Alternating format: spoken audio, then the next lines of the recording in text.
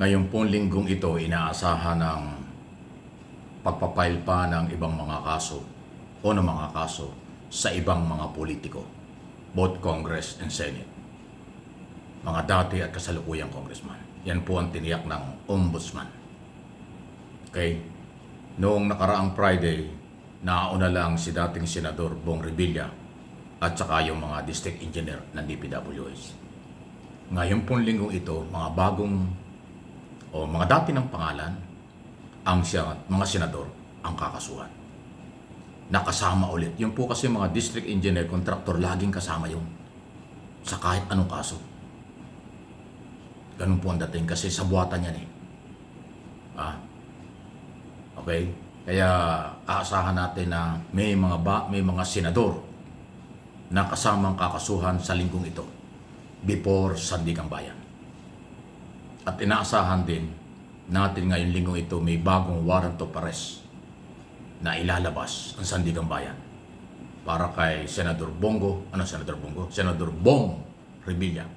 Senador Bong Revilla, at mga district engineer at iba pa. Kaya napakarami ho talagang magiging trabaho itong ating PNP. Pagka medyo mabagal ang galawan nila, matatambakan sila ng mga warrant of arrest laban sa mga malalaking tao, proponent ng iskandalo ng project, nakawan sa mga project at pondo ng mamamayan. Yun.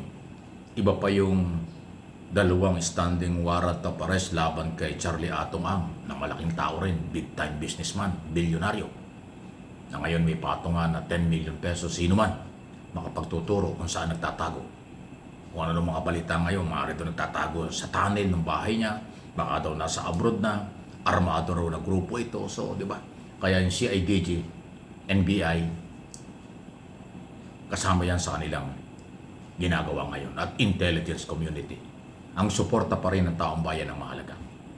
Ngayon, itong mga panibagong warrant of arrest at mga kasong gagawin ng Ombudsman laban sa mga politiko, marami po ito pag nagkasabay-sabay.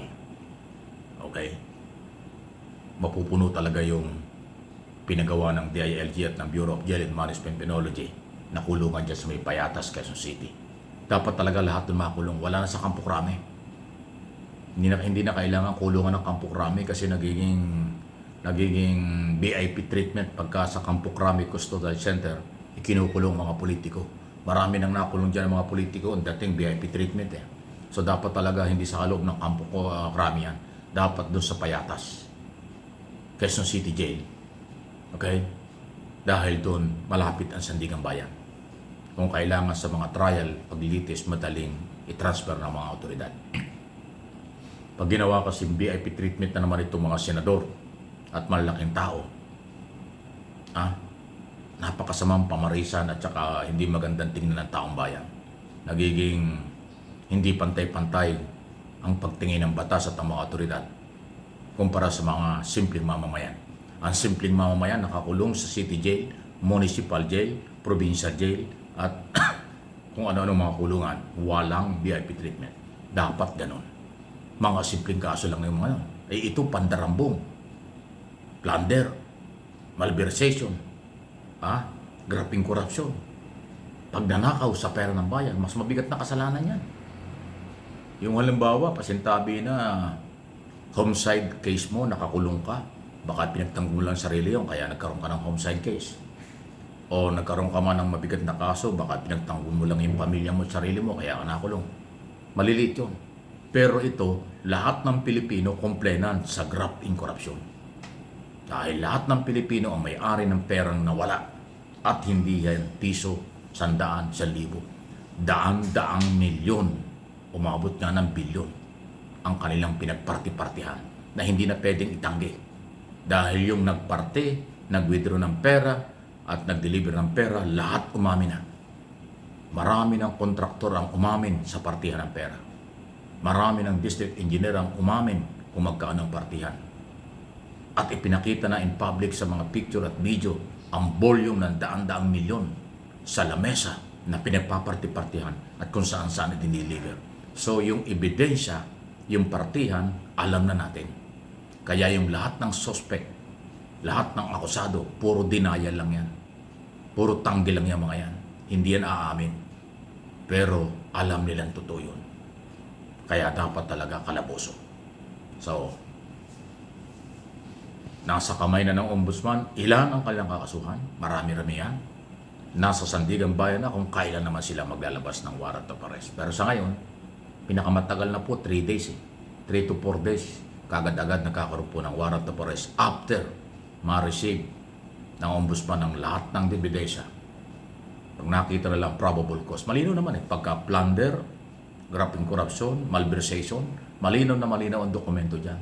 Dahil nga, alam nating lahat, kahit yung mga justices ng Sandigan Bayan hanggang justices ng Supreme Court, alam nila merong nakawan. Alam nila gaano kalaking pera. Kaya yung probable cause, madali nilang makita.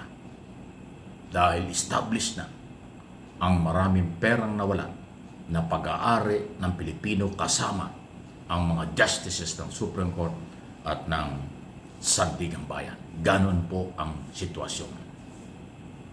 Kaya hindi ho mahirap sa mga prosecutor at ombudsman ang idepensa itong kasong ito dahil ang complainant ay lahat ay Pilipino. Pag pera ng bayan ang pinag-uusapan. Mahirap ang kaso yung iisa o dalawang complainant. Minsan nahihirapang idepensa yan. Pero ito, lahat ng Pilipino dito at sa abroad, may nalalaman o wala complainant kasi silang may-ari ng pera. Justice for all Filipino people para maibalik ang perang ninakaw nila at makulong panagutan ng mga magnanakaw na politiko, kontrakto, district engineer at iba pang mga kawatan sa national at local na pamahalaan. Ganun po yun.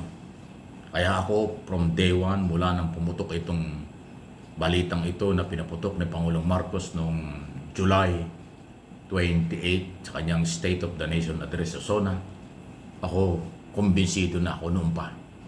May makukulong at dapat talagang parusahan dahil may nawalang pera.